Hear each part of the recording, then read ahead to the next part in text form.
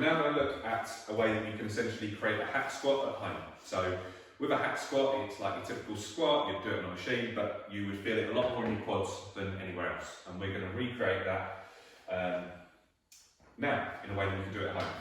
Don't need a lot of equipment for this. A foam roller is going to be ideal. If you haven't got a foam roller, you can use a Swiss ball, and you put that behind your back and you use that in the same way.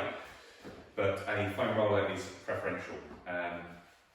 So what Vicky's going to do, she's going to pop that behind her hips, okay? So that foam roller is between her hips and the post. Now we're using a post just because we are, but by no means do you need to use a post. Use a wall, any wall that you've got at home.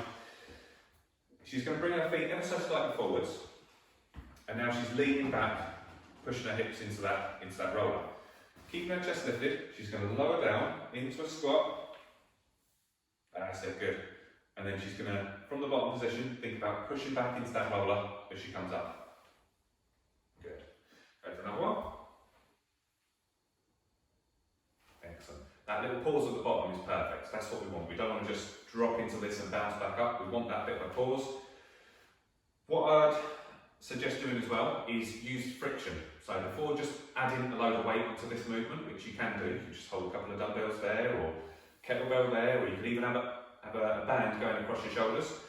I would get very, very good at using friction before doing any of that. So what she's going to do on this rep, she's going to come slowly down, and then she's going to think about trying to slide her feet forwards on the floor, creating a ton of friction.